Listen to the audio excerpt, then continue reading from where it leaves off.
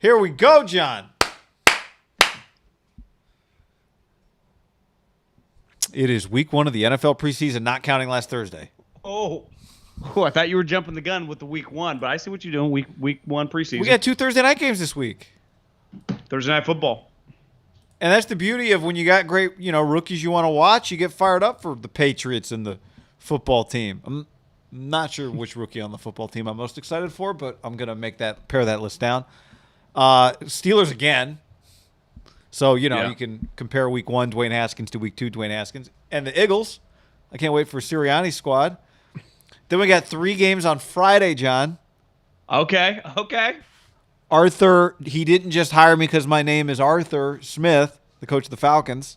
Yeah, okay. Against the Titans, the game. Okay, his home team, yeah. Yep. Braves. Julio probably doesn't return to Atlanta because he'll probably just stay in Tennessee for this one. Mm-hmm. Unless whatever happened with the weed laundering? Is that a thing? Or did that story not real? It was a great question. I don't know. Bills, Lions. Okay. NFL Network does a good job. They just carry all these games, and if you have the NFL Game Pass, do you know what the NFL does? They just automatically renew your subscription. You get that email? I did get. I got a push notification. $99.99. And I was like, okay. Yeah, cool. Remember, in the preseason on that app, you can just watch the games live. Right? If you just like the line, if you're just sitting on your couch and like watching the Giants play the Dodgers. You're saying that works that way again? Well, for preseason, I think it always has. Okay. You can always just watch. You just click the game. And then Cowboys Cardinals. That's the other Friday night. I would pay probably like $300-$400 for that just to be I guess that's what DirecTV is, right? The NFL, the season ticket. Sunday ticket, yeah. Yeah. There was a time in my life where I was like, I don't know, $100 for all the game tape to all the NFL. I don't know if I want that. And now it's It's a no-brainer. The easiest $100 I usually don't even. I don't utilize this as much as I did probably 4 or 5 years ago, but I still use it. For that film study? Yeah, if there's just a game that I missed that, sometimes like on a Tuesday, if something big had happened, I didn't watch the game, I'll just download, it's 45 minutes, watch the condensed one, take it like with me to the gym. Just hit the Stairmaster, get a sweat in, watch the game fast. It's easy.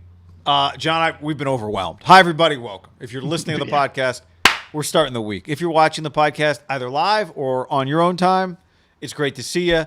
Overwhelmed in a good way by all of your messages. Started up on Friday. I mean, we get them all week. We had a ton last week. But there was an onslaught. At one point, I checked my phone. I think it was Friday night. And it was just Tito's mentions. Here's a photo of my Tito's. Saturn9 on YouTube says, got me some Tito's today. Used promo code HAM at Walmart, but they looked at me funny. Full retail, but totally worth it. Yeah, I got our buddy Brian Hawkins, St. Mary's legend. Size 32 waist. It's 165 pounds. He told me 165 pounds. He said he's ideally 170. Body fat and percentage at about 4. Text me first thing this morning. Like, I don't know if I've been that drunk in a while. We got after it pretty good. Tito's. I did my part last night in the community. Tito's and sodas. Transitioned to Tito's and John Daly's. And it was just flowing, and the times were good with my friend Tito's. And I drank all night long. It was awesome. Yeah. So thank you for sending us Safe all and those responsibly. photos. That wasn't so much my Tito's ad as it was just a thank you to the yeah, it was cool. The whole thing's a Tito's ad, so. Yeah. But yeah. I noticed a lot of people just out and about, just doing a little market research. A lot of people ordering Tito's and sodas. And I try to recommend to everyone, if you want a little flavor, get the John Daly. Because, if you're not like a golfer, I don't know if John Daly, like in our circle, I think a lot of people know, but I just like casual older ladies. I don't know if they just know the John Daly. And then you have the John Daly, like, whoa, this is really good, right? Because who doesn't have an Arnold Palmer and think it's very tasty? Yeah, because you're like, Tito's is smooth, but what if I made it go down twice as fast? I know. John Daly. With a little sugar, And get myself a little caffeine, yeah. I did get a few messages from people doing the maybe I was planning to just give up on the ham and Tito's because I was like, this is dumb, the pink lemonade and Tito's. But I'm getting photos of people doing the pink lemonade and Tito's. So, yeah. Okay, you might have legs. Again, I'm not even, I was going to let it die on the vine.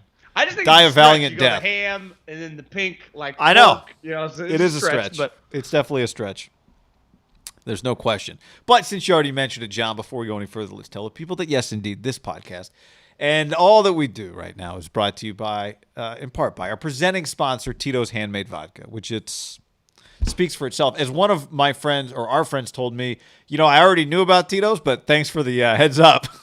Yeah. Well, number one vodka in America, John. Number one. Well, one of our listeners was either a DM or a tweet that CVS in Sacramento completely sold out. Elk Grove, Elk Grove, you couldn't even buy it. And that's the thing. You got to get to the shelves. You got to love the price point because it's fantastic. But this bottle flies, you got to get to the shelves. Tito's, go get yourself a bottle right now because they are flying off the shelves. We're hearing from people on the ground floor, John, ever since Tito started sponsoring the podcast. The man's name is Tito Beverage. We're all in on the company because he built the thing with his hands and 19 credit cards and no support. And you know what he did it on, John? He did it on quality content and guts and glory. He did. And we know all about the guts. American made, based in Austin, still lives there. Six times distilled. Copper pots, John. That's not how most people make it. More labor intensive, but it's better. Gluten-free? Gluten-free. Yeah. You got to pay 50 cents extra for gluten-free bread at the deli. You're not paying any extra for the gluten-free in Tito's. I know. Gluten-free sandwich in the city cost you like $75. Do you want to do the line or should I do the line? I'll do the line. Distilled and bottled by fifth generation. Oh, yeah, you do the line. Distilled and bottled in Austin, Texas, 40% alcohol by volume, namely 80 proof, crafted to be savored responsibly. I thought the line was on the bottle, but it's a little different on the bottle. All right, so much to get to, John. Oh, the line's different on the bottle. Gotcha. So much to get to because this week starts. We had the 40. We've got open practice video. We're getting Justin Fields video. Zach Wilson reading some of those stories. Not ideal start for him. These are just practices, but this is what we got right now. And like I said last week, the coaches value practice because it matters to them. So if it matters to the coaches, it matters to us. I love the don't overreact crowd. Like, well, this is what you have to react off of. So it's like, this is what we're talking about. Yeah, exactly. Not that I know any of the don't overreact. Everyone can't wait for our reactions. So it's all part of the puzzle here. It's all part of the puzzle. Decisions are made. Kyle Shanahan said the other day, right? He is going to play this year. Speaking of Trey Lance, that doesn't surprise us if people that have watched him. But we're not going to start here talking so much about a quarterback competition as talking about kind of the competition that the 49ers have in front of them as an organization, because when you have 20,000 people at your first open practice in your stadium, and some of that driven by Trey Lance, no doubt, but that tells you what people expect of you. People show up on the West Coast in particular, but all over, but particularly out here, when they think you're going to be good. And I think right now there's this feeling like they drafted high, they were bad last year, it's a big bounce back year, and all those things are true. But the pressure's going to ratchet up real quick if you look up and this team is 2-3 or 3-4 or 4-4 or whatever. Make up your numbers. However you want to arrange it, there is pressure, and I know that because there are expectations. And 20,000 people is a celebration, but it's also expectation. It tells you what people think, and they think you're going to be good. Well, last night out and about rubbing elbows with the people, and you were saying this like Nance earlier before we hopped on, just about the Niners buzz. You feel it everywhere you go because so many people are just wearing hats, wearing shirts in anticipation for the season. And I think if you just ran into a random guy, 30-year-old Billy, and you said, who do you feel better about right now, the Niners or the Giants, being the San Francisco Giants? By the way, the San Francisco Giants have the best record in baseball, and the Niners finished last in their division. I think the Niners right now are talked about like a legit Super Bowl favorite, where the Giants are probably more than likely going to be the one seed in baseball. I think most people would be, the Niners. It'd be like, Giants are really good, but I don't know if it's all going to come together. Like the expectations right now for the San Francisco 49ers and the standard, I just think in the way they're being talked about, is probably a little different based, like, it's not very often that a team comes off a 6-10 year and people are going to have the expectations this team's going to have. Because I would say anything, I don't give a shit how it happens. If they miss the playoffs, it would be an epic disaster, right? Because they have two quarterbacks. That's the other thing. I mean, they have two quarterbacks. The team is pretty stacked.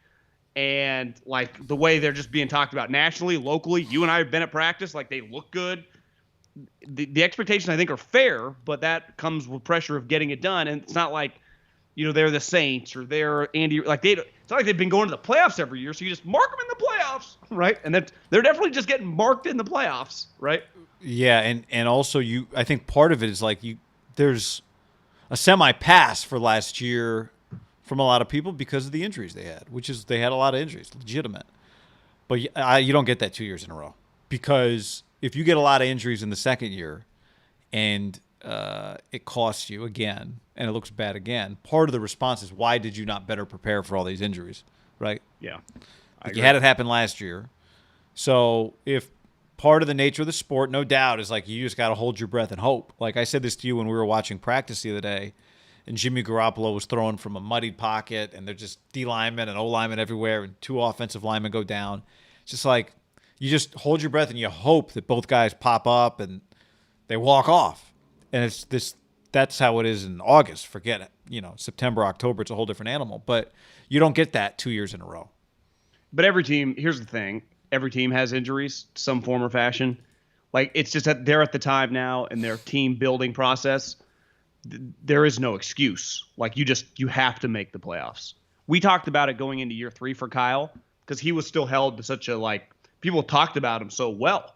And he was well respected in the league 2 years in. And they had drafted once in the top 10. The second year they drafted second. Now, part of that, Jimmy got hurt. But it was like, people were tired of it. Well, this didn't happen. This didn't happen. We had to reset that. The hype on this team, to me, won't allow for that to take place. It'd be devastation. Yeah, because it's national hype and it's local expectation. I don't even know if hype is quite the word.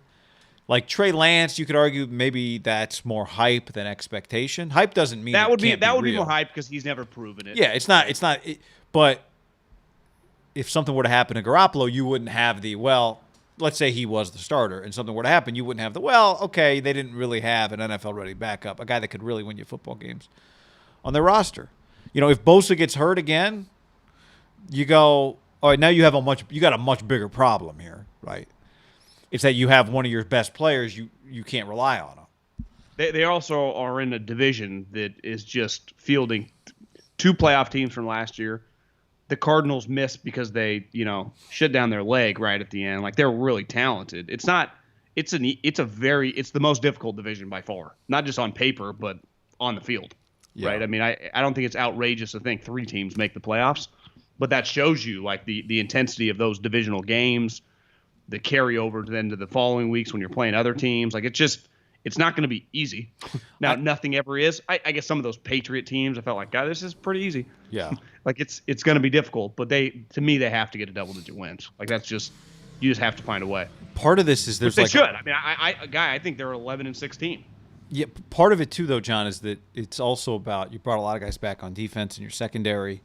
We're now 2 years now this is Javon Kinlaw's second year. Like, year 1, it's a big adjustment. You got to work on. Now it's like, okay, DeForest Buckner's gone. This was part of the solution. It's got to start looking like it's working, right? You saw flashes of it, but it's all these things now. Debo again, got to be healthy. Ayuk, it looks really good. Can he slide into that spot? Like, there's just a lot of things that, even though they feel like a known, I know what Nick Bosa is when he's healthy. I know what Debo Samuel is when he's healthy. I know what I've seen from Brandon Ayuk. I know if Jason Verrett's healthy, I saw what that looks like. But it's like it still has to happen.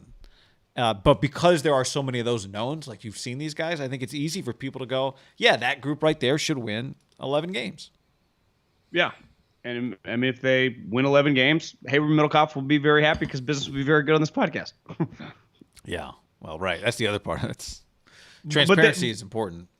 Yeah, I mean, it's pretty clear. Selfishly, don't here. want a 3-1 football team. But it's clear it's the fan. Like, it's just people are. I'm not trying to overthink this thing about like Corona and everything, but I just think the emotions are high from everything that's happened over the last year and a half. People are kind of putting their hopes around this area into this team, and because the Niners are the biggest deal. When they're good, there is not a team like them in this area, and they got the fucking Giants and the Warriors who are behemoths. And the Niners are even on another level. But the Giants are actually doing it right now. We've seen the Warriors win championships. There is some tangible, like, are the Niners really just going to – because there is that just – is this really going to go as smooth as everyone thinks? Well, I mean, things don't always Football doesn't always work smoothly. But, I mean, that's part of the deal. Like, you'd go back to the year they went to the Super Bowl. Not everything went smoothly. Not everything goes smoothly. Well, they just started like 9-0, didn't they? Well, I understand, but I'm just like, things happen. Well, the thing is, if you can just start 9-0, you're like a lock. Yeah, that was about. They were in the playoffs as by good about as end of October. But we're not talking about going to the Super Bowl. We're talking about being a playoff team, right? Winning 11 games. The teams that ultimately go to the Super Bowl, sometimes they're not better than the teams that didn't, a couple of them, but sometimes they're luckier. Like, that's part of the deal. But we're not talking about the Super Bowl as the standard. You know, you've said this for 7 years. How long ago did we start doing a radio show? Like, the one thing about Niner fans is they know what it looks like. Like, you can't fool them because they've seen it. They saw it in the 80s. They saw it in the 90s. Saw it again with Harbaugh. So you can't trick them. There's no, 2 years ago. Oh, no, it's coming. It's like, no, we know what it's supposed to look like. Yeah. Billy on YouTube says, Niner fans are tired of losing, endured the Singletary days. Still mad about the Singletary days. I mean, shit, when Jed shipped Harbaugh, people were flying planes over the stadium with banners that said to fire Jed York. That was an impressive amount of passion from a West Coast fan base that doesn't get the credit for it. But you and I talk about this as a top 5 organization in the league. It was ugly times. Brand. I mean, they had fired one of the most. If you had to rank, I mean, in our lifetime, obviously Bill Walsh was number one. I'd say Harbaugh's popularity, while it was short, was and it turned out more an external popularity than like beloved in the building. Yeah, but the external popularity with the fans was high. Wouldn't you agree? Well, because he's the most beloved coach I've ever seen. Like, people like Bruce Bochy, everyone loved him. But like, when you talked about Jim Harbaugh, like in the peak of the Niners rolling with a fan, they took pride like he was a family member. Like, it was never seen anything like it. Because he probably honestly might not ever see anything like it again. It's because he was so bizarre. It was like, that's I think Niner fan, like, that's our weirdo. Yeah, it was a unique personality. He's an outlier. He's a one of a kind. From YouTube, Pinor. We need to see the preseason games already. The QB battle and the cornerbacks is all we talk about. I want to know who's a lock to be that third receiver we can count on. Seeing Ambry Thomas and Trey Learning. I do want to know who that third. I mean, what at this point? Well, third receiver is a lock, as Mohamed Sanu. Somebody asked the other day, like, could it be Jalen Hurd? It's like, well, he started actually practicing several practices in. Probably not going to be. I heard Kyle's like, yeah, it's good to see him for the first time in 2 years. We'll just take it day by day.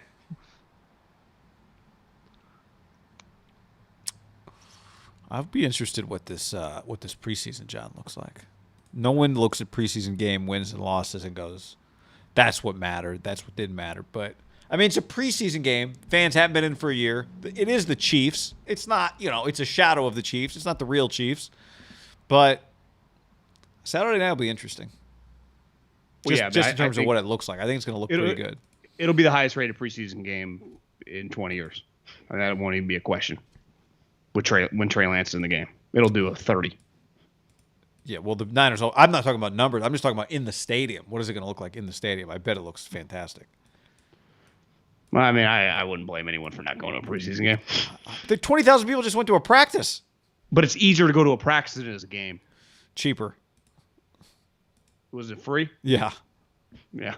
The Niners' local preseason broadcasts are always pretty widely viewed, but you're right. This will be on in every parklet in Northern California. Yeah, for sure. All right. The headline that we were talking about the open practice. This was the Zach Wilson review. It was not good to start, and I think you and I were talking a little bit earlier about the Justin Fields highlights have been good. We are going to see some Mac Jones on Thursday, but it was. And this is something that with history we've gone back on Mitchell Trubisky and gone, let's just remember, like, there wasn't much debate about Trubisky versus Deshaun Watson versus Patrick Mahomes in that draft. I was listening to Bill Polian talking about drafting Edgerrin James yesterday before Edgerrin went into the Hall of Fame and had a great speech. And he's like, everybody thought we were drafting Ricky Williams 4th overall. It was not a no-brainer. Like, every member of the media thought we were drafting him. The fans at the Fan Fest were pretty angry when we didn't draft Ricky Williams. We don't get enough of those anymore, do we? What, the fans were angry because we didn't draft a guy? No, like complete curveballs. Like, oh my god, It'd been like the Jets this Sammy year drafting Watkins. but it just like, what if the Jets had just drafted Justin Fields number 2? We would have Yeah. fallen out of our chairs. Yeah, I know.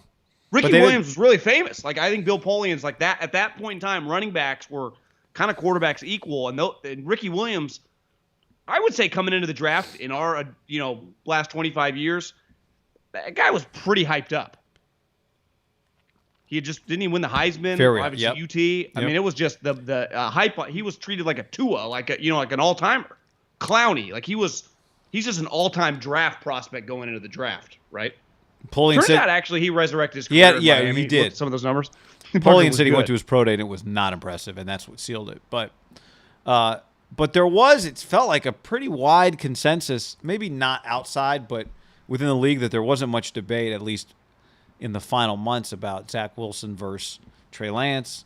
You can understand. I mean, ultimately, the league, Justin Fields went several picks later, but Trey Lance went right after him. And right now, here's the headline.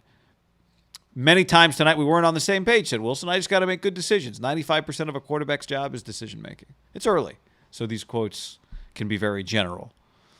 But they get really specific when you've been handed the starting job of the New York Jets.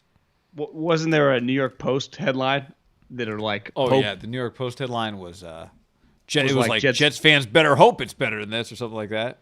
I'll find it. Yeah, I mean, listen, the Jets aren't very good, so it's gonna be an up and down season for the young kid. But what I do not understand is now seeing Trey Lance again. It doesn't fucking matter what the media, what fans think. It is the general manager and head coach's job to get it right. Like, ultimately, it's like, well, everyone would have taken Tua. Yeah, the Brian Flores and Chris Greer are not everyone. They are paid to know the better player. That is their job, not the hype, not Mel Kiper's board, not what Haberman, who gives a shit. And I don't understand just going on the field. Like, I didn't know that much about Trey Lance. Most people didn't. Smaller school guy. Up until the last month or two, he kind of like came into our lives. He was not like that for these people in the league. And Joe Douglas, who was, a pretty high level, he's very highly thought of. I can't imagine him just standing next to Trey Lance, standing next to Zach Wilson. Like, again, you'd be like, well, how would they have known? That's their fucking job. And you and I go to practice. We're going next week. Like, you just go out to practice. You go, Trey Lance. It's like this guy could go one in it. This is what it's supposed to look like. Yeah, and Zach Wilson, again, I liked him during the fall. I thought he was really good. But he's a little smaller. It was like Trey Lance. They both, like, he wasn't playing anybody, And I just... But he was playing, and that's what elevated him. He was playing. I just wonder... It could be difficult because he does not have the physical tool. Like, Trey's is more physically gifted. Yeah. Now, he was just a gamer, made some great throws. He is very talented. But I just... Being at the Niner practices and just seeing the physical characteristics of this dude, if they both become players, like, I just don't see how Trey Lance is not a better player. You know what's funny is that it's in the headline and if Kyle's going to like him, they run the same fucking offense, right? I wonder if Kyle would have, we assume, well, this is what LaFleur did, so Kyle would have done it. I'm with you. I'm not convinced Kyle would have drafted Zach Wilson after seeing Trey Lance in person. The headline from the Post was, Jets fans can only hope Zach Wilson will be better than this. Their team stinks.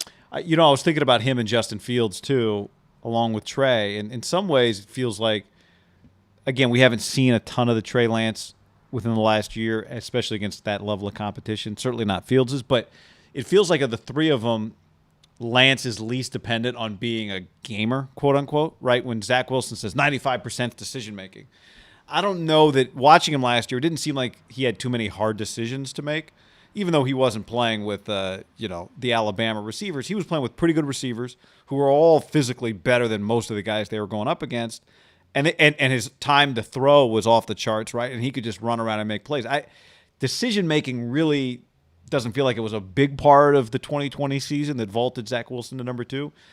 And so that's where Trey, like when we go back to the, Mahomes 2.0, feels a little aggressive at this point in time just because that's a lot to put on a guy. But I do think the thing watching Trey Lance that is most impressive is I don't think he's not dependent. Just like Russell Wilson's not dependent on making gamer plays, right? Russell looks good in practice because Russell does the basic things really well. Trey Lance, I think, is going to look good in practice because he does the basic things really well. Now, the physical things are really going to show themselves when it comes time to make plays in a game, but he's not. I'm with you. I do wonder the lack of the physicality as it relates. Now, I didn't watch Zach Wilson and ever think he's got a weak arm. Like, he is athletic. But like, he what can what do I don't things. understand, and listen, I was on a different page as a TV scout and evaluator than Kyle. And I would imagine the Jets, clearly, they like Zach Wilson more than Justin Fields. I just have a hard time just saying without hesitation that I'd have to get in some arguments in a draft room of, like, why is Zach Wilson? Because, again, we're not just – it's not even – I know he had a bad practice or whatever. It was a scrimmage. A brutal practice, according to one headline, John. Brutal. Okay. It's not even about week 1, right? It's not about week 5. When you draft a quarterback really high, you're thinking like Bill Polian did with Peyton Manning for the rest of your life. Like, it's changes lives. We are going to the Bears got really lucky, and Ryan Pace specifically, that Mitch Trubisky didn't ruin his career, because he almost did, and he might get a lifeline in this kid. He might get a lifeline, and that's rare, right? That you get to draft 2 first. I bet if we did a study, not often teams took 2 first-round quarterbacks with the same general manager in a 4-year span. I mean, right? The Cardinals did it in 2 years, right? But you're right. And wasn't there an article that's the first time that had happened since, like, the Broncos in the 80s, and that was back-to-back years. But it might happen sometimes, but I doubt it's with the same administration. That's what makes it unique. I didn't know that much about Trey Lance. So when I talked about him, I just rode the hype with just my friends in the league telling me about him. But now that I've laid eyes on him and seen him at practice, and I had seen, like all of us, Justin Fields. Like, I valued all the physical shit that he brought to the table. And then I'd seen him take Dabo and Venables and kick their ass. Like, if I was placing bets right now, I'm betting on Fields, and I'm betting on what I now see of Trey Lance and just knowing Kyle, that combination, over Zach Wilson. I just am. And I never understood why it was just always such a lock. I didn't get it. And clearly it was. Like, I don't even think it was a discussion for the Jets. And I think the Niners, it's going to be one of those things, a little bit like Once Upon a Time when Sammy Watkins somehow went and then Khalil Mack just fell to the Raiders. Ironically, he didn't only played for him for 3 or 4 years. But, like, you just sometimes get gifted stuff that is sometimes in the draft, it is a little out of your control if you're not drafting 1, right? If you're drafting 5, 6, 7, 3, you just need some other shit to happen, right, to get the guy you want. Because if a guy goes, the Warriors just got Kuminga and the Moody. Well, they needed those guys. Joe talked about, like, they're bored. Like, they both had those guys as top 5 guys, which I don't think he's lying. I think he's telling the truth. But if that's true, you need those guys to not get picked. Yeah. Like Mahomes and the Chiefs. I mean, we could go on and on and on with examples. Because this show was adamant about no Mac Jones. I would have struggled if the situation was, like, I would have rather had Justin Fields than Zach Wilson. If the Niners were at 2. At 3, let's just say some other Trey Lance had gone 2. Yeah, I'm just saying 2 would have been a much harder decision than 3, it feels like. Yeah. I don't know. Because in the end, if Fields had gone 4, right, if it had been boom, boom, boom, not that you necessarily over time, it doesn't matter that Mahomes didn't go 1 spot after Trubisky. The fact that he's better, right, is all that matters. Yeah. But as of the fact that it's right now, that's who the Jets then were deciding between. I understand the league was a little down on him. I mean, but once upon a time, Mahomes and Watson went 10 and 12. So just to think that all these teams know what they're doing when it comes to quarterback play has been proven they don't, right? Yeah, I mean, the Chiefs knew what they were doing. Yeah, and the Texans really like Deshaun Watson. Clearly, but I think that happens a lot. Where sometimes but my point is that I think with a quarterback more than any other position, for whatever reason, you get caught on something. Like Trey Lance had less things. For whatever reason, I don't know exactly what it was, because I had people telling me that their write-up on Justin Fields actually wasn't really anything bad. Might have been a little bit like, he's a big-time 5-star guy, but, like, fuck that. Every other position, that's how they get talked about. Yep. I know the Bears have really liked him, but bottom line is I would bet – I feel pretty confident. Now, I guess the one thing would be the Bears. If Nagy got fired, he could go through some turmoil in the organization. But he's just more talented than Zach Wilson. Like, he just simple. Like, if Zach Wilson and Justin Fields were both at Ohio State last year, Justin Fields is the starting quarterback, right? Or Clemson or wherever they were. Like, I think Justin Fields so. is the starting quarterback. Well, I know think so, but he wasn't at Georgia, and he was more talented than Jake Fromm. And that was a decision that.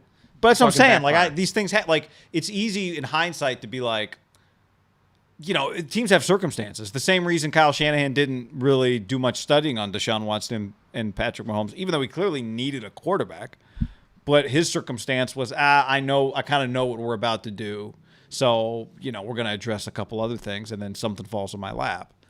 You know what I mean? But not everybody's. Fields, I think people overthought it. They use all these teams with whatever logic, and that's where he went. Yeah, But with Zach Wilson, they just legitimately picked him over these other guys. That's what I'm saying. I think Zach is in a different boat as it relates to Trey than even Justin is, because the Jets and Joe Douglas doesn't feel like the kind of guy that drafts based on public perception or pressure. No, so they have value, and that what makes it. The other thing that makes those Trey and Zach different is that you would think that the Jets and the Niners would like the same guy based on Kyle and LaFleur. Well, I'll tell you, one guy told me this about Joe Douglas, and it makes sense. He came up in the Ravens, and one thing the Ravens value that I don't know if Kyle's is big on, but the Ravens like this, and partly because of Terrell Suggs, who I swam by at a pool in Arizona, and he just looked swagged. Ray Lewis, Ed Reed. They kind of like the cocky bullshit. It's not even bullshit. They just like I walk in the room, I'm the biggest swinging dick here. And someone told me, they're like, I bet Joe's going to like that. Because what did Ravens, we play like a Raven. They really valued that crap. Yeah. Kyle sometimes, is he too cocky? Is he too Kyle wants is he high maintenance? I just want a guy that's going to come work. The Ravens kind of like that swag. And you kind of needed it, right, to play the Steelers. So it just, we all look at things different. Well, the Ravens have properly evaluated swag and the marriage of swag and substance. They weren't drafting guys who were just all show. No, but Zach Wilson has a lot of substance to him too. My point is that you can be really good at your job in the NFL, right? As an evaluator, and still do things poorly, not do things poorly, but make an individual mistake. Yeah, absolutely. And I just think that when all the dust settles, I think the Bears got handed a gift from the gods on Justin Fields, and I think ultimately the Niners, which kind of got lucky too. And again, I'm not trying to overreact to this Saturday night practice, but my point is I have a hard time seeing that kid in New York is going to be better than this kid here. Yeah. I can't see it. It's part of its circumstance too. I mean, and if things go well for Justin Fields, you have to agree, Justin Fields, that guy's got some fucking elite attributes, right? Yeah. And he's played with the lights on the brightest. But I know that the Niners, it was not Trey Lance or Justin Fields for the 49ers, I don't believe. Well, no. It was Trey Lance. But again, I think Kyle is elite at his job. I think his evaluation on Mac Jones is moronic. So it's and I think a lot of people in the league do too. It doesn't matter. He didn't draft him. No, I know, but he really liked him, and he thought he'd be good in the NFL. And he's not going to be. Well, no, I don't think so either. But again, it doesn't matter. He took Trey Lance. No, I know, but my point is, it just so we don't really. So what I'm saying is, we don't really know what Kyle's true evaluation is, other than I think he's a good player. Which when is he going to say anybody sucks? Yeah, but I think when he talked with McVay, you can tell. Yeah, but I go back to his Monday. Coaches like Mac Jones. I know, but I go back to his Monday press conference before the draft. Part of it is he's pissed that people say these types of guys suck. I think that annoys him. That Kirk Cousins sucks. That annoys Kyle Shanahan. That offends him. Kirk Cousins does not suck. And Kirk Cousins types. Now, if Mac Jones becomes Kirk Cousins, then he doesn't suck. But I think he's viewed as a Kirk type. Yeah. Although the Vikings wanted Justin Fields. Because that's what happens. When you have that type of quarterback, you're constantly looking for something better. If I said, Guy Haberman, you have to put $5,000 right now. Does Mac Jones ever equal Kirk Cousins' career? No. You wouldn't hesitate to go to no, right? I'm trying to find somebody who's not as good as Kirk Cousins that I would still say no to. He's kind of the barometer. Because once you get past him, it starts feeling really shitty. Yeah. It feels like. Yeah. Yeah. I just, I think the other thing is circumstance. Trey Lance, and I said this when the Niners drafted Brandon Ayuk. Do you think Mac Jones has as good of a career as Ryan Fitzpatrick? No. Yeah. I mean, I don't either. But that's, I'd say, an above-average career. So, no. Well, 100%. But, I mean, Ryan Fitzpatrick ultimately, I think, was an undrafted free agent and had a way above-average career. I mean, Ryan Fitzpatrick's 38 years old. How long has he been in the NFL? Right? 16 years? He came in 06. I mean, he's had an incredible Incredible. career. I mean, It above just average feels is weird. underselling it. Wouldn't you say it just feels weird because he's played on so many teams, but like everyone he's ever going to meet the rest of his life, they're like, oh, this guy played in the NFL for 18 years. You know, he honestly, when it's all like, if he has a solid year, he could like have the same amount of years in as like Peyton, right? Well, he's actually had a great career relative to it's just not great. Not like Hall of Fame means great, but he's had a great career. Great. Yeah, factoring in his draft spot. I think but I just factoring in what NFL careers are. Yeah, but I think the hard part, the difference is, he was a 7th round pick, so and beyond a great career for a 7th round pick, right? The hard part for Mac Jones is once Ryan got to like 6 years in, he had amassed like as a 7th round pick, like it's just house money, and just in terms of perception and stuff. When you're drafted 15th overall, I just think we know this. It just stays with you a little while, right? It's like that guy was a 15th overall pick. Yeah. It's hard to like you can't. Part of what Kirk Cousins, you have to give him his due. Like ultimately, Kirk Cousins was a mid-round pick, right? It's what's remarkable about us. He's become a really good player. He's going to have a 14, 15-year career, and he was drafted in the 4th round. Like you can't. Part of what makes Dak so special is just like you got that in the 4th round. And I'd say that starts in the 3rd.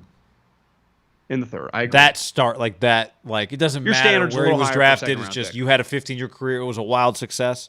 That definitely started. The one thing I wanted to say about Zach Wilson here, though, to add is this is part of the Niners thing. We'll see, but you root for Robert Saleh and Mike LaFleur, but this is not exactly the stability that he just walked into. And who knows? I mean, if it goes well, that's great. If it goes well, it's great. But then you're switching coordinators. But that's okay. You'll take that problem in a heartbeat. Right now, if you told the Jets you're going to lose Mike LaFleur next year because he becomes head coach, you'd go, great. That means it went really well. I mean, it's not great, but fine.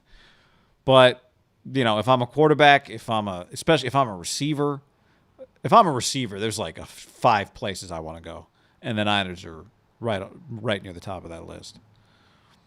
Yes. If I'm a receiver in New England draft, man, go, oh no.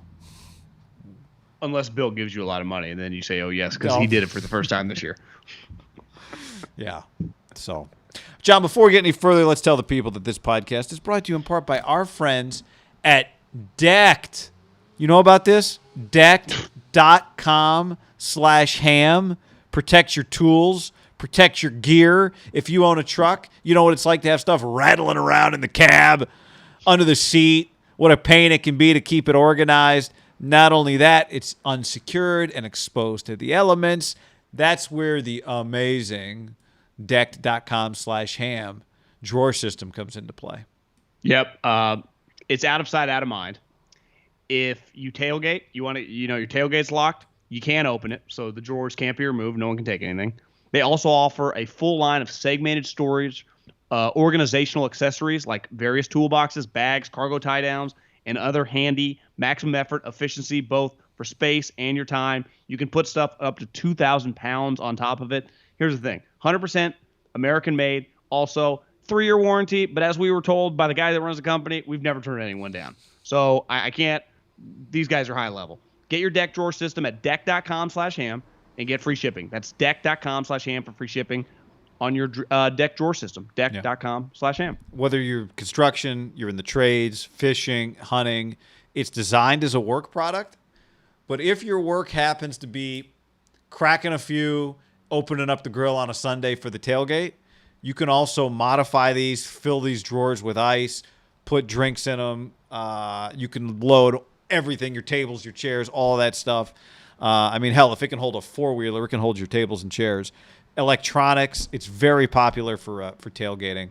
So if it's every truck and cargo van made since the mid-'90s and every mid-size truck since 05. So every full-size truck and cargo van since the mid-'90s and every mid-size truck since 05. So just check them out. Free shipping. Decked Drawer System. Decked.com/ham. Also, Middlecoff, when football season is nearly here, we got to tell the people about, we'll actually be playing some golf here soon. It's going to get hot and heavy. At DraftKings, promo code HAM right now when you sign up. Go do it. Yep. They're the official daily fantasy partner of the National Football League and giving you a shot to turn big plays into even bigger prizes. Introducing the newest Instant Win Challenge from DraftKings. Wildcards. Download the DraftKings app now. Promo code HAM when you download it. and claim your first wild card for free. Up to $50 million worth of prizes up for grabs with 1 in 4 winning instantly. It's easy. Download the app to claim your first wild card, which will reveal either weekly player challenges or instant win prizes like tickets to the Super Bowl. Whoa. Tickets to the Super Bowl. I don't even know where the Super Bowl is this year, but probably Miami? somewhere sweet.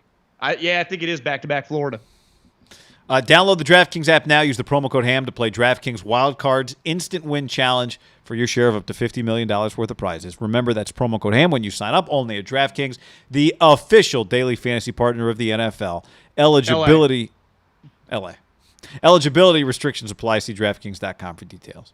I just always guess Miami. And 1 out of 3 times I'd be right. It hit me, and then I was like, the Niners just played there, so I wonder if they're going back-to-back. SoFi. LA. Raiders next year? No, I think they're a little farther down. Who gets we'll get it. Who gets it in 22? Gave them the draft. 2023. Yeah, I don't think they gave it to the Raiders yet. Remember, it was like others. They gave them the draft. Glendale, State Farm Stadium, because why not? Jeez, Louise. Yeah. One day. Okay, on to the next, John. And we thought one of the things we would do today is rattle through some of the major headlines in the league, which we'll get to as well, and some of the Hall of Fame things. But how about Arden Key on the 49ers? We watched him for a couple of days, him and Mo Hurst, actually, former Raiders. Speaking of the Raiders, Solomon Thomas went that way. And he was asked if he was surprised that him and Mo Hurst weren't brought back for the Raiders. And he said, nah, not really surprised. Bad system. Wasn't for me. He did add a wasn't for me, which is important. But what do you think? He's the guy. Mo Hurst was a 5th rounder. This was a 3rd-round pass rusher, which is different than Solomon Thomas, who was a top of the draft pass rusher. Yeah. But still, is there the potential that they got something here? Yeah, when he was coming out, people that I knew in the league said he was off their draft board. So, of course, Gruden took him. He's talented. You stand by him in practice. He's big. He's long. He's a blue-chip dude from LSU. He has not had a good NFL career, right? It is not. Did you tell me 3 sacks? Yeah. Yeah, it is not going well. Disastrous pick for the Raiders. And really, I saw Kyle talk about it today in the press conference. Someone asked him he was like, we didn't really, because remember, they got cut kind of randomly. They didn't get cut right at free agency. They didn't get cut going into the season. They just got cut right before or maybe it was right after the draft. The timing was really weird. Well, a few things happened that were timing weird, like Rodney Hudson. They had some offensive line situations that were bizarre. Yeah, it didn't quite feel like all their ducks were in a row. But, Cliff Kingsbury said, we didn't expect him to be available, but he was available, so we got him. We never would have been able to get him. So it's some weird shit happened. Now, trading Rodney Hudson is a lot bigger deal than cutting Arden Key. So I do not blame. I'm not holding it against the Raiders for cutting the guy. But here's what I know. Keeping my ear to the street, the Niners were high on the guy. Now, just being high on a guy in training camp does not mean anything once he's already proven he's an underachiever. But I was around Jim Washburn, who taught this guy, the Niners defensive line coach, which I would imagine is probably the highest paid defensive line coach right now in the league, Chris Kasarik, is literally Jim Washburn's apprentice. He taught him the ropes. He taught him in Detroit, and he's gone on his own. That is his guy. And what I know about Jim Washburn and what I know about this guy is they can resurrect nobodies. And in Philly, Washburn was doing it with I don't even remember the guys' names. It was just he would take a random guy off the street and he could get you 5 or 6 sacks over a course of a year. One white guy from Tennessee, Jason Babin, he did it with. Oh, yeah. Babin was. And he did it several times in Detroit with kind of random guys. And I just know that in the wide 9 scheme, this guy has a chance to be productive. Now, I'm not saying I'm betting on it or anything. I don't even think he was. I just was fucking with Raider fans, posted on Twitter. It doesn't even say that bad. He was like, the scheme wasn't for me. But I think it is indicative of did they just have no plan on anything last couple years? You never quite know, right? A cut player, a fired person. Are they the best witness, Scorned so lover. to speak? Sometimes they are, though. It's sometimes there's it's hard to know. Time will tell. If he plays well for the Niners, that'll be a poor reflection of the Raiders. Just like if Solomon Thomas plays well for the Raiders, it'll be a poor reflection of the 49ers. Yeah. But there was something that I think your reaction was there was something there behind his smile that felt like I'm just happy I'm not there anymore. Which, again, there are people that are happy they're not places where they weren't wanted. So that in and of itself is not evidence of anything. But, it's when you go to the practice field, he looks different physically. Yeah, I mean, sometimes when you get escorted out of the building, it's a good thing. You smile. What did you do that day, you think? Do you remember? I just went home. I think I had a sandwich. I was worked up. If I could have done it over again, I might have gone some double birds throughout the. If I knew the way everything was going to play out in my life, I would have done something a little crazier. I think there's just a lot of unknown at the time, so you're not quite as bold as you probably would have been looking back. But just there, listen. Overall, for the Raiders, they have drafted a lot of players recently, defensively, that have just not worked. Like, that much is inarguable, right? We talked about this the other day. Cleveland Farrell and Damon Arnett, these guys were first-round picks. Obviously, Farrell, the 4th overall pick. And we talked about the luck of Trey Lance and the Zach Wilson thing.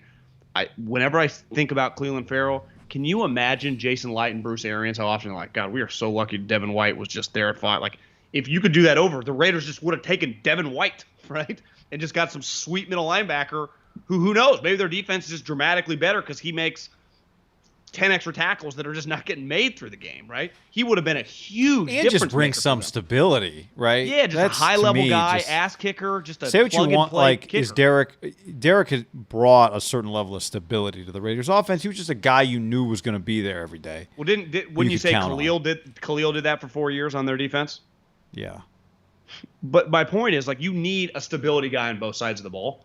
It's why most good teams, like, Peyton's going in the Hall of Fame tonight.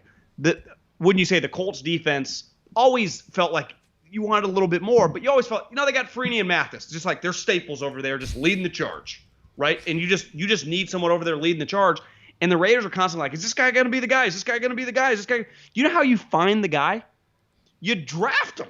Like, the reason, like, the Niners team captain, Fred Warner, well, they fucking drafted him. You have to draft your staples, and then you kind of build around them. The problem is GM Gruden, and I think it's insane because we watched Mike Mayock's career so closely, and he was always just so nails, and now he's picking guys out of left field. Like, it would have felt like, Arden Key, don't like that guy. It'll be interesting this year because they went defense again. I mean, obviously they drafted Leatherwood 1, but they went defense again with their next 5 picks, but they took a safety in the second round. The Murray guy from TCU is starting right now, which is a good thing. Yeah. Trayvon Morrig. They've drafted a lot of DBs. Player. People like him. Yeah, they've drafted a shitload of DBs, guy. It'd be nice, and this wasn't their fault, but these guys. It'd be nice if Carl Joseph or Obi Melifonwu had been the safety of the future, right? Yeah. Well, like, have you noticed? I just feel like I get a lot of Chargers content in my social media feeds. I mean, it's nonstop. Here, if the guy... We always laugh because there's Charger fans everywhere. The Padre fans there's less of. I mean, now there's more of. Big following on social media. It feels like just their posts get reposted. If Derwin James, if he's around, again, big if, he gets hurt. It's just like, Jesus. Like, Did you see the video of him and Keenan Allen going Keenan Allen the other day? Like, he routed him. I watched that video and I thought, this is one of the reasons why Justin Herbert looked incredible as a rookie. You're like, why did Justin Herbert look so much better? Well, have you seen this guy Keenan Allen? Joey Bosa looked good, all white. I think that was the deal. They were wearing all white. One of my, I had a late first round grade on Keenan Allen. Everyone in the Eagles was down on him. Too slow, can't play. I let groupthink overwhelm me. By the end of the draft, I think I had him like a third. So you did your evaluation. You just moved him down your board. I mean, your report, not your board. You didn't have a board. What if you had like in the corner, like Middlecoff's board? Well, everyone has their own board technically, but yeah, it's like, look at this. It's why there is just so much. And look at my mock 3.0. No one's board looks the same. It's why there are a lot of tensions in the draft. Because I went on Ty Dunn's podcast the other day, and we were shooting the shit and bullshitting about like the Niners had got mad at him. Remember he wrote a long article about the Jimmy Garoppolo maybe or the Niners, and had written like there was some animosity with scouts and coaches with John Lynch or something in the draft, and it like pissed the Niners off. And I was like, you know what's stupid? is you can have the highest level operation. Every draft, there are going to be people in that room that like, I don't agree with this pick. It is, you could have the every year with the Steelers, like who's the highest level organization in the league? The Chiefs. They're going to be like, I probably would have taken someone else. Like it's human nature, right? Now you could argue. Well, remember the video from the Eagles? Keep your mouth shut. Oh yeah, Tom Donahue. He goes to high five him. He's like, "Fuck this." It's like, why was he so mad, Howie? Well, he wanted somebody else. But you know what? I'm so glad that video got out. Isn't that one of just the realest thing? Like, how often is that happening in all these rooms? Just let me be pissed for a minute. I'll be on the team when we all, what a coach said. We got to be united when we walk through those doors. Like, that's what, right? Now, here is, in my experience, I've seen it, and it's harder to know unless you really know people with a team what's going on, but it happens on every team. Where you get screwed when that happens is when a position coach hated the guy. Right. And you draft him in the third round, and then out of spite, he's like, I'm not going to coach this guy hard. I'm not going to play. And it just can get ugly fast. And that's where bad teams can derail. Now, if your head coach is a complete charge, that never happens because that just you wouldn't be allowed, right? There's no like, the tight end coach for the Patriots, he just wasn't feeling Gronkowski's backup. He wasn't coaching him hard. You think that shit's flying? Yeah, Josh McDaniels isn't feeling Mac Jones, right? But Bill might not be either. Well, the good thing there, though, just like the one thing you watch the Patriots, Bill doesn't hang on to guys. If he forced them on somebody and the position coach hates them, they just. If you told me Mac Jones sucks, legitimately stinks, couldn't you see? And like things are going well, and they have some other. Couldn't you see them like trading him in 2.5 years? Bill will treat him like it was some other GM that drafted him, and then Bill just showed up. Bill will have zero. Just no attachment to the kid. Yeah, no embarrassment, no ego. It'll be a total ego-free cut. Be like, Bill, it's been 3 preseason games. Mac hasn't taken a step. Yeah, well, Stidham's better. Do you think at August 8th, 2021, August 8th, 2024, is Mac Jones on the Patriots? It's 21 season, 22 season, 23 season. No. Going into year 4. Well, to me, it's one of those. You definitely get a second and third year. Are you going to flip them in 3 years for a one because you found somebody else and you look good in the preseason and plays like 2 games in place of Cam? It does seem like people like him. Like if he can hang around with Nick, right? He was around Nick for a long time before he got his shot. I could see even if he doesn't have to play, Bill just keeping him around as the backup. The problem is he doesn't have if Cam's good this year, yes. Because then if maybe Cam's just their quarterback for a little while, then yeah, it's not. I mean, clearly Stidham's not doing much for him. I think Stidham's got to back it. He hasn't even practiced. Can we just give a quick round of applause for fellow Valley guy? Who? Sanger banger. Tom Flores going into the Hall of Fame. Oh, I'm not watching it right now. Big, Raider Nation it's one of their guys that they had really adamant that was always getting screwed, right? Not getting in. Then Coors, this is the first person that an alcohol company has gotten into the Hall of Fame, I think. And let's face it, I mean, I do think he came in on a wheelchair. I think his health's deteriorating. And a couple years ago, right, when Stabler got in, he was dead. A lot of people were like, this shouldn't have had to be like this. And you don't want a guy. And listen, I know you've bet him. And maybe there's just something, small town guy in the Valley. He is as nice of a human being. And when I met him, he was much older. I mean, it was only probably 5-6 years ago, right? So it's not, I didn't meet him in his heyday or anything, but he was as friendly of an old man as like, if you didn't know he was a multiple time Super Bowl coach, you would just be like, oh, it's just a salt of the earth, friendly old guy, right? If you just met him at like a Safeway or whatever, he would, it's just. And he's beloved where he's from. The Sanger people would take bullets for him. Flores Stadium. I think that's Sanger High School's Tom Flores Stadium. Beloved. I remember hearing about him when we lived there. Just like, and I didn't even know that much about him. I didn't either. I learned more about him, obviously, once we were around the Raiders more. But how often did you hear his name when you lived in Fresno, in the football community? All the time. Yeah, he's a big fucking deal there. Sanger, by the way, has good barbecue tri-tip they have. They sell at the football game. I didn't realize they were doing this thing where they run. I watched the Saturday night speeches. I watched a bunch of them just on NFL.com or YouTube. I'm watching right now. Did you see they run at the bottom, since you only have 8 minutes, other people you'd like to thank? You see that? No. It said Tom Flores would also like to thank, and it just had a list of people running underneath the screen. Because the last name was Fred Biletnikoff. Because I heard Dwight Clark say that he texted Edgerrin because Edgerrin mentioned Marcus Pollard, but not Dwight Clark. Sorry, not Dwight Clark. What's his Dallas name? Clark. Dallas Clark. And Dallas Clark said yesterday, like he texted Edge, like, Edge, no love? And Edge was like, sorry, man, only 8 minutes.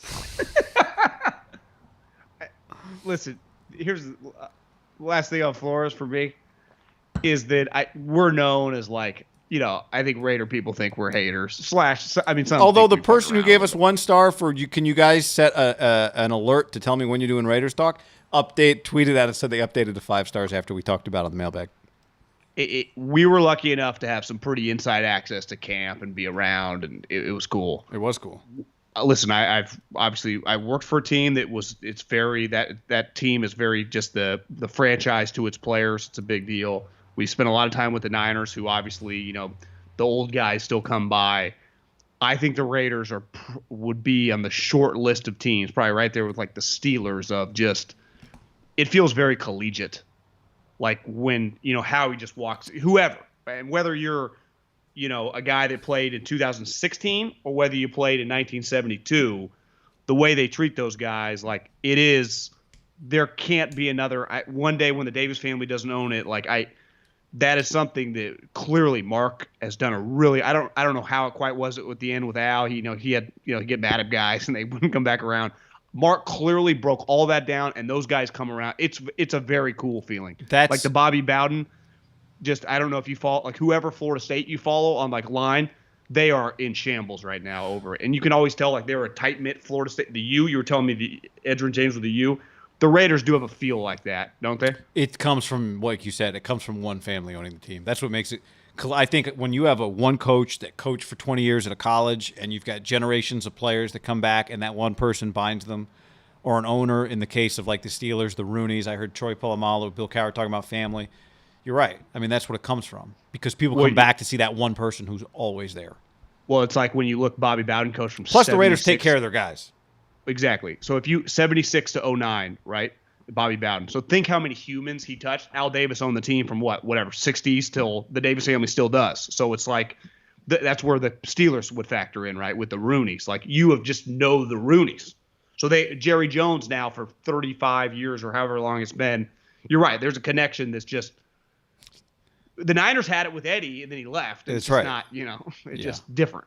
But they do try to bring their guys. I mean, I do think they're pretty active. It's just, it is the individual you're coming, like you are actively coming back. Like Danny Cannell took a picture and was like, I'm so glad that my daughter was on a tennis trip or something. And I went by Bobby's house earlier this summer. And you just realize all these people that the guy touched their lives. Dion gave a really good statement of like, it's just the impact that human being had on people, right, is just pretty crazy. Jimmy Johnson's speech was amazing. Like, it was really good. Like, we've heard the stories you've mentioned, like before the Chiefs Super Bowl that Jimmy came in and talked to the Chiefs-Niners, talked to the Chiefs. And it really was more of like a life pep talk than it was a speech. He's a badass. It was incredible. And he's like, a couple of months ago, a few of my friends came to the Keys. It's like, okay, he starts telling the story. Then they throw up a picture. Shirtless, six-packed Troy Aikman was one of the friends that came to the Keys. It's crazy his run was as short as it was in Dallas because it probably should have been a lot longer. I feel like Troy's been one of those guys since he was probably 15 till present that just every room he's walked in, basically a sign above his head, here for the sex. Well, it's Brittany. Here we go. Brittany said earlier, lime, salt, and a shot of Tito's off Bosa's abs. Yeah, he's pretty ripped too. The John Lynch, we interviewed John Lynch on the podcast going into was it the 18 season? Could that have been the first? Might have been the 19 season. Was it 19? Nah, it's hard. It feels like it should have been 19, but maybe it was 19. Feels like a different world ago, doesn't it? And when we interviewed him, we weren't doing the video, but we showed him video. We're like, what do you think? This would have been a targeting, right? Like, obviously, this is a targeting. And he kind of got like, he went back into player mode. Like, no, that's a clean hit. And then you tweeted yesterday, the day before. Was it yesterday? You posted like a 4-minute John Lynch just murder tape. Crushing people. So this class is Lynch. Steve Atwater went in yesterday. Previous class. Troy Polamalu went in. One day, all the safety tape is not going to look like it looks right now. Well, I don't know. There are going to be a time where I don't think safeties are going to stop going in.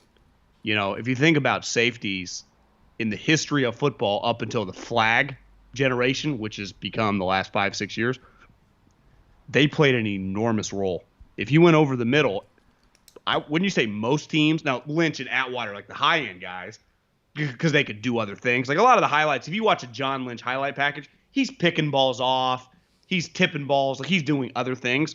But every team had a guy that would hit you and break your helmet, right? So it's like the sport, like let's face it, it's just dramatically different.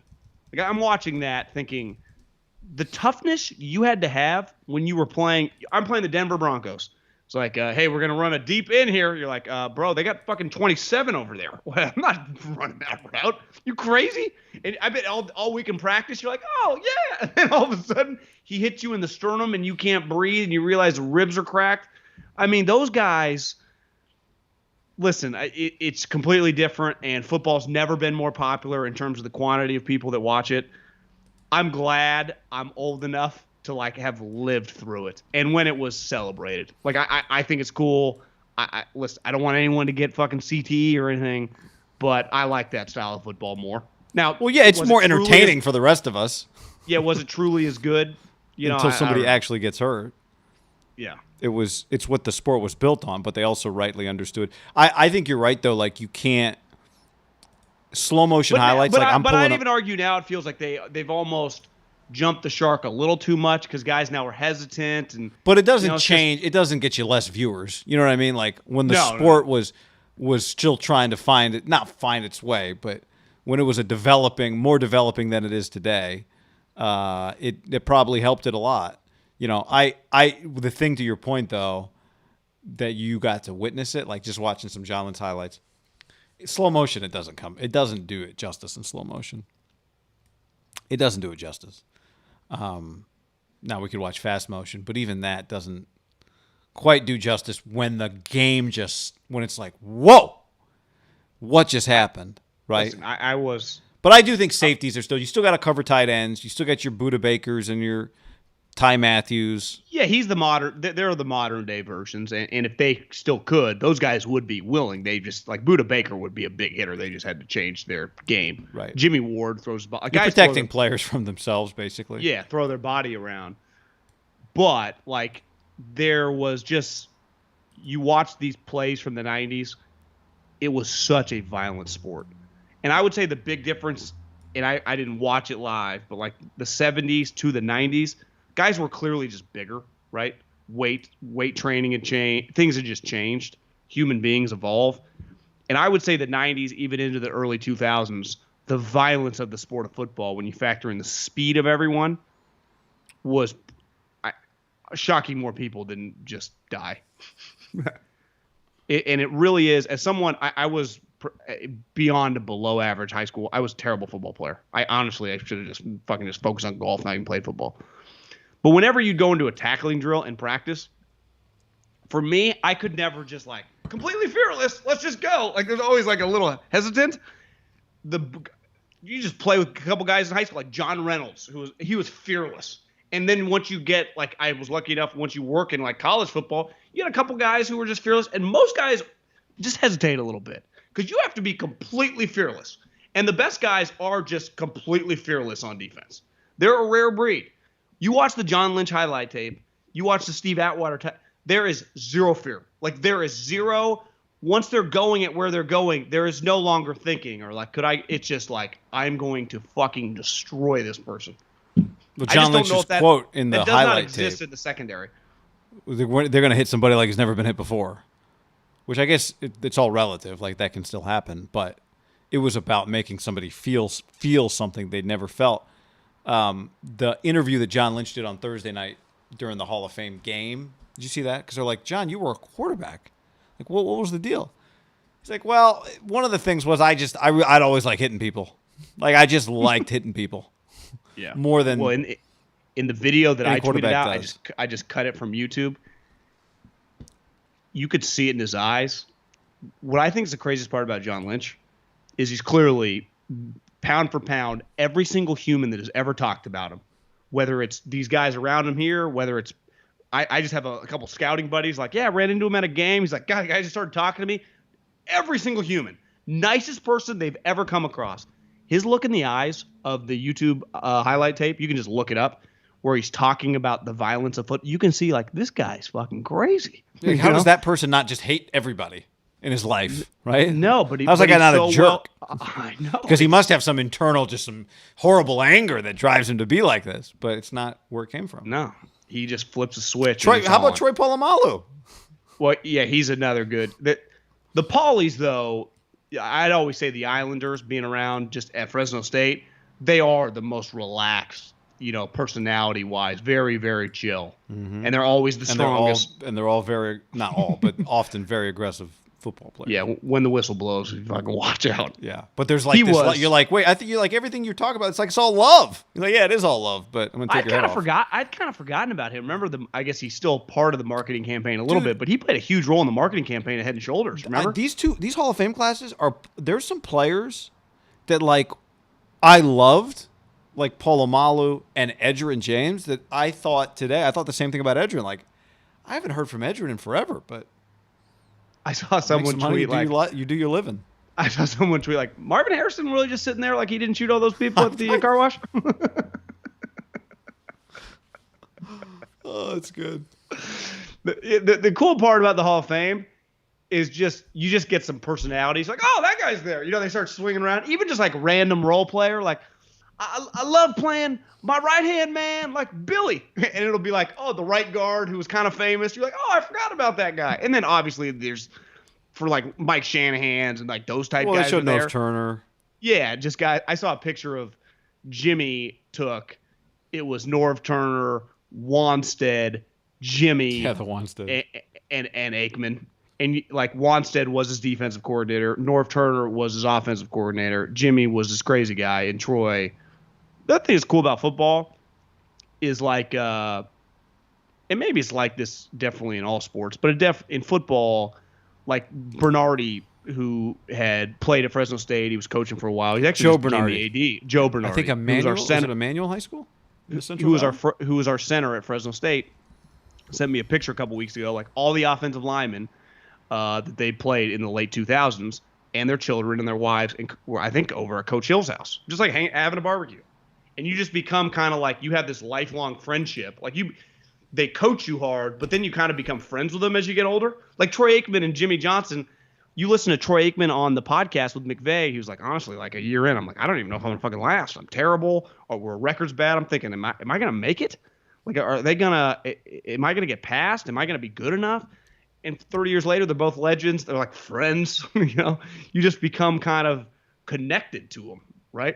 You went through something. If the guy's more normal, like I don't think anyone's like, I'm friends with Harbaugh, right? I don't know if that's the case. If the guy's normal and cool, you can become friends with him. I would have loved for Jim Harbaugh to have gone into the Hall of Fame, John, just for that speech. I don't know if that's going to happen. Could John get there if he wins the Super Bowl with Lamar? Yeah, he could get there, absolutely. I mean, Dungy. Yeah, you don't need 5 rings. I mean, no. I mean, it feels like Andy's in, and he's only got 1. Andy is in. I got a little inside birdie. Just got a text yesterday. Our defense is sweet from someone on the Ravens. Now, someone on the Ravens. Yeah, but it's just I did start thinking I did think that I was watching some Lamar Jackson like warm up throwing the football. I wasn't thinking about the defense, so that's good intel. Because I'm tempted to bet on the Raiders week 1 because I think everyone's going to bet on the Ravens. But then I hear things like that. Are the Ravens just really good? Like, I mean, I wonder if Lamar's going to be better this year.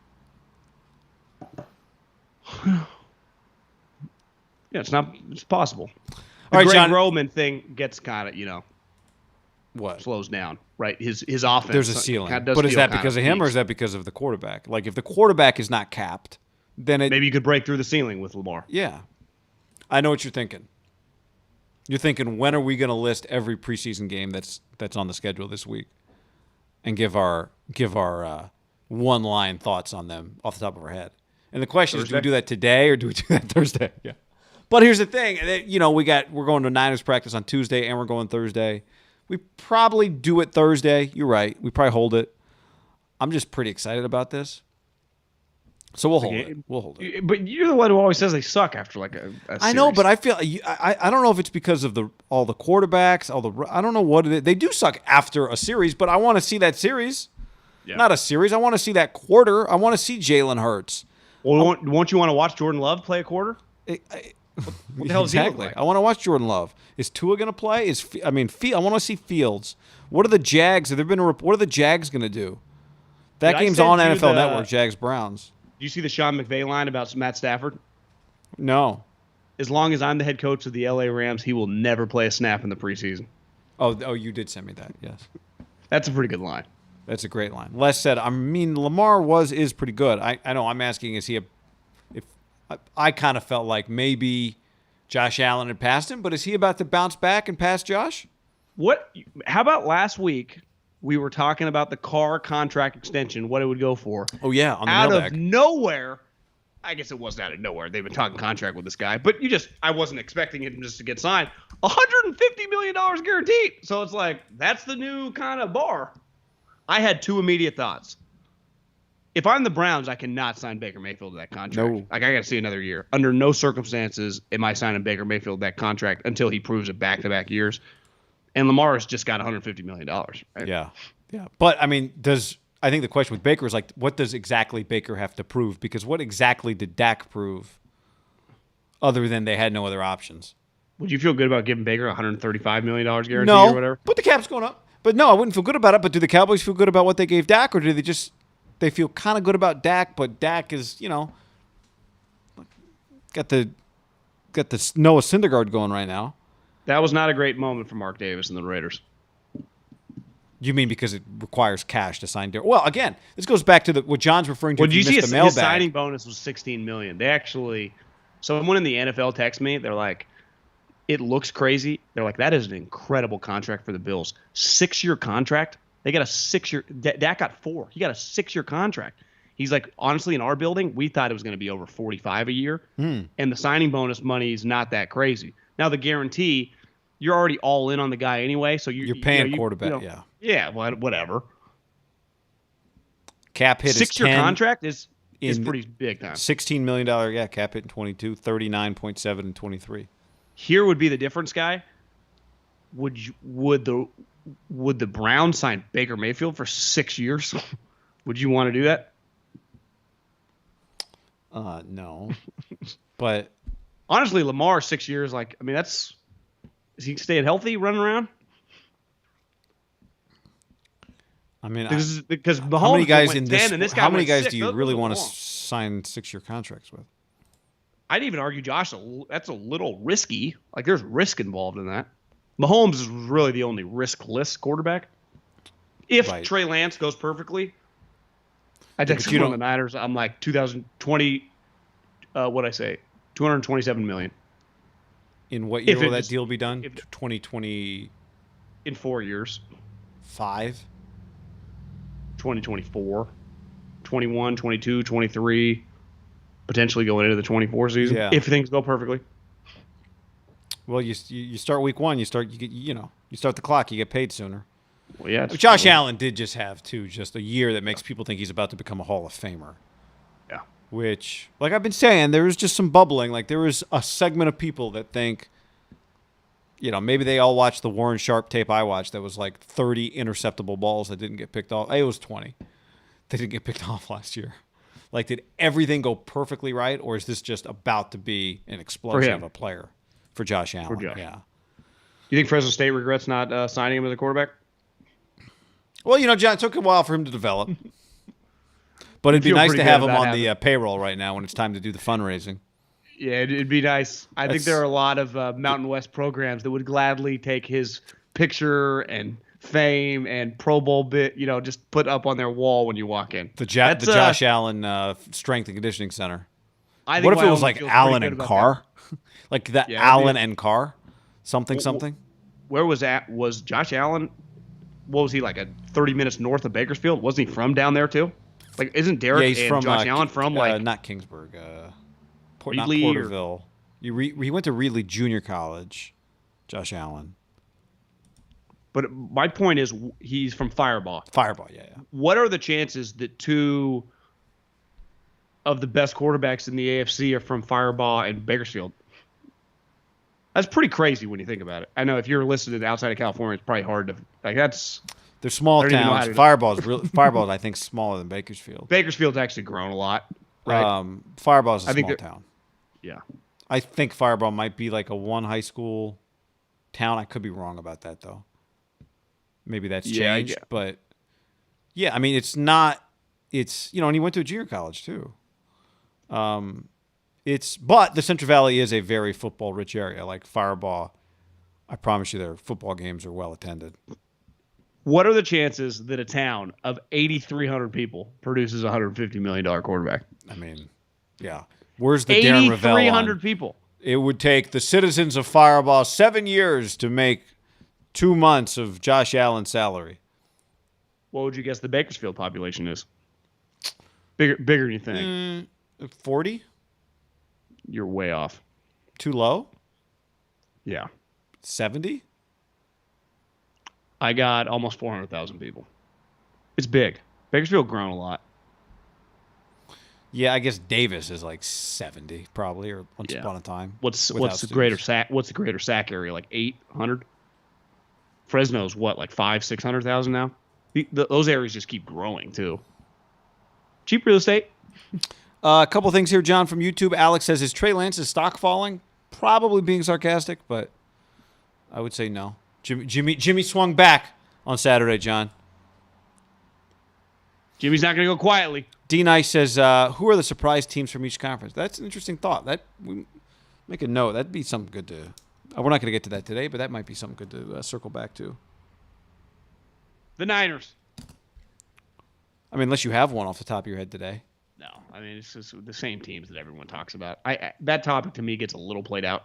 The surprise teams. That's my take because everyone has a team. And it's always like. But see, I don't mind it because surprise team. I remember. I have to go back and look. I do think historically the stats are like, every year 3 or 4 teams that made the playoff miss and 3 teams that. So there's, there's enough teams that you think are going to be bad. One of them is going to end up being good. Could Carolina win 10 games if Sam Darnold's really good? I did see that Sam Darnold threw a touchdown to Dan Arnold today in practice or yesterday. So or maybe it was just a nice throw. I just read a Roto World headline. I didn't actually see it. So. Well, that's all you need to follow the league. Just read Roto World. All right. So, if something happens, we'll be here. Tuesday, we'll be going to Niner practice again. So expect a live pod in the afternoon as soon as we get back from Niners practice. Thursday, the same deal. We'll have a bunch of NFL headlines we're tracking, plus a full preview of Week 1 in the NFL preseason. Something from every game that we want to see. John's smiling like I'll be the only one making a list, but I mean, it's not that hard. No. You're trying to hype up the preseason. I love you know what happened to me the other day, Thursday? I had such low expectations for the Hall of Fame game that I actually enjoyed watching it. There wasn't much action. Like one thing, I can handle a preseason game if at least people are scoring and making plays. But the quarterback play sometimes, guy, is atrocious. Yeah, you realize real quick that again, you're talking to someone who has hated the preseason with a passion since 2010. Because I had to actually watch all those fucking guys in the fourth. Yeah, but now you don't. Now you can watch one series and move on with your day. Like, what does Trevor Lawrence look like? I'll watch the star quarterbacks. Stuff, yeah, that's what I'm saying. That's what it's about. I saw almost 8 million people watched. It was like highest rated preseason Hall of Fame game in like 20 years. By the way, good job by ESPN by having Tom Brady's name at the bottom of the screen so we can all identify who Peyton's talking about there. All right, let's go watch some more Hall of Fame. And, hey, everybody, if you're hanging here on your way out the door, maybe smash that like button. We forgot to say this. Leave us a mailbag question on the Facebook page. You can just hit the Facebook page right down in the description on YouTube or on the podcast. The link is in both. And leave us an iTunes review. We're close to 1,000 reviews. I don't know if we're quite there yet, but I haven't checked in a couple of days. But in that review, leave us a question and tell us your favorite bar to hang out at or get a Tito's at. Do it. And keep sending us your pictures of Tito's. Tito's. Later, everybody. Peace.